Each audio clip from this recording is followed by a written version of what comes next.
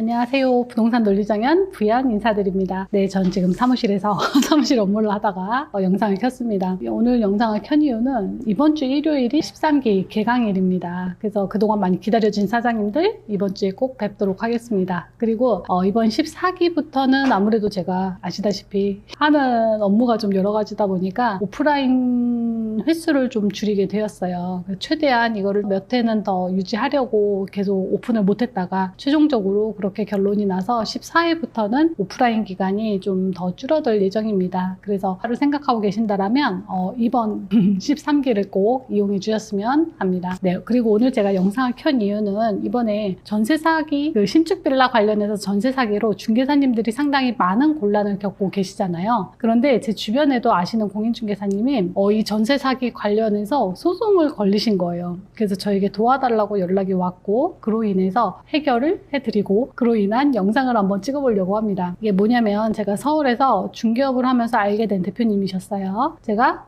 단기간에 그 사무실을 매출을 확 이끌어드리고 왔던 사무실의 대표님이었는데 그 대표님과는 지금까지 1년에 한 번, 두 번 연락을 할까 말까? 근데 서로 도움이 필요할 때 전화해서 서로 딱 심플하게 도움 주고받는 그런 관계인데 이분이 또 이번에도 연락이 온 거예요. 그래서 지금 내가 너무 바쁘다. 계속 일주일 미루다가 이제 거의 그분이 답변서를 제출하게 데드라인에 이제 만나서 도와드렸는데 어떤 내용이었냐면 이분이 신축 빌라만 전문으로 중개를 하다 보니까 제가 예전에 이것만 이제 전업으로 돌리셨다라고 했을 때 서민들을 상대로 하는 건 상당히 위험한 요소들이 있다. 그래서 이러이러한 부분은 상당히 조심해라. 그때는 지금처럼 이 신축 빌라 그리고 전세 보증금에 대해서 중개사의 책임을 과중하게 물지 않을 때였거든요. 그런데도 불구하고 어차피 중개에 대한 원리를 파악해서 들어가다 보면 중개사들이 모든 사건에 대해서 중요하게 조심해야 될 부분들이 있잖아요. 그래서 그 부분을 그 친구에게 알려줬고 이 친구는 제가 지금까지 연락을 하는 이유가 한 가지를 알려주면 그거를 본인의 목숨처럼 생각하고 정말 잘 지키고 그거를 잘 실천한다라는 거예요. 왜냐면 제가 많은 분들을 알려드렸지만 알려줘도 안 하고 돌아서서 저에게 다시 또 여쭤봐요. 근데 이 친구는 제가 하나를 알려주면 칼처럼 그걸 하고 또 이제 서로의 시간이 돈이다라는 걸 알기 때문에 만약에 어떤 좀 위험한 상황에 직면하면 이 대표라면 어떻게 했을까를 항상 염두하면서 일을 처리한다라고 해요. 근데 이번에도 이렇게 문의가 왔길래 제가 일단은 이걸 내가 도와줄 수 있을지 아니면 손도 대면 안 될지를 판단해야 되잖아요. 자, 이유가 뭐냐면 제가 일이라는 걸 개설한 이유도 같은 건데요. 이 사람이 아무리 제가 도와주고 싶어도 도와줄 수 없는 상황으로 만들어 놓으면 아예 손을 안 대느니만 못한 상황이 되는 거죠. 그래서 이 친구한테도 정황을 다 파악하고 내가 도와줄 수 있는 여지가 있는지를 파악을 해보니 제가 지키라고 했던 부분을 정말 철저히 지켜놨더라고요. 그래서 그러면 이 상황에서는 이분이 손해배상으로 연루되지 않게 하기 위해서는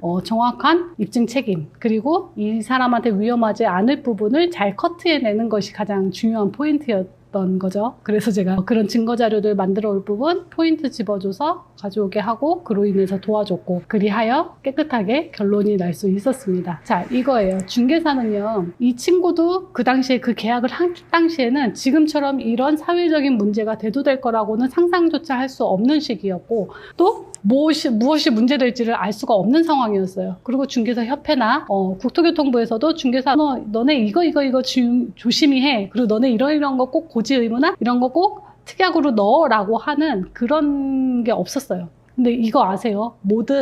만약에 계약서에 빨간 특약으로 이런 부분은 꼭 고객에게 안내하세요. 이런 부분은 꼭 한 번 더 체크하세요라고 명시해 주는 거 있잖아요. 요것은 다 사후에 일어나는 거예요. 그러니까 이미 현실에서 많은 중개사님들이 손해배상으로 물어서 억울한 사건들이 빈번하게 발생했을 때 그걸 가지고 협회나 국토교통부에서 야 이런 사건 사고가 많으니까 위험하니까 너네 이런 한 줄 특약 더 써. 이런 거 너네 조심해 라고 사건이 많이 발생한 후에 나오는 특약이라는 거예요. 정말 좀 섬찟하지 않아요? 그러면 이거를 어떻게 내가 문제가 되지 않아도 미리미리 조심하고 체크할 수 있느냐가 제가 지금 하고 있는 일이란 과정에서 알려드리는 부분입니다. 자, 기존에 나와 있는 특약집 수도 없이 많은데 제가 특약집이라는 걸 또 만든 이유 또 수도 없이 많은 중개 실무 과정에 굳이 이라는 중개 실무 과정을 만든 이유 이게 이 원리입니다. 아니 이미 정해져 있는 법률 안에서 꼭 협회나 어디서 꼭 특약이나 이 한 줄을 추가해서 넣어라고 얘기를 하지 않아도 계약하는 사건마다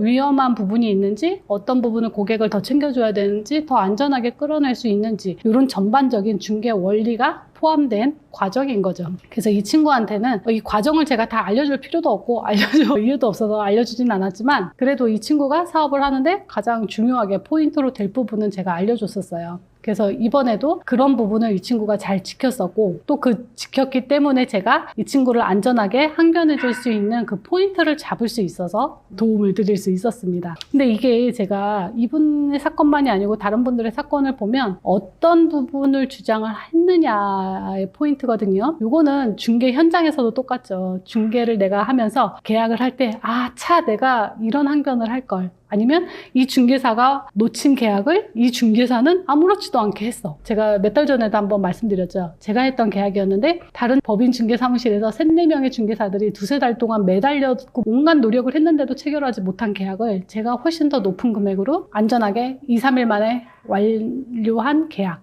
이게 그런 차이죠. 어떤 항변을 하느냐, 어떤 장단점, 그리고 중개하는데 핵심 포인트를 어떻게 잡아내느냐.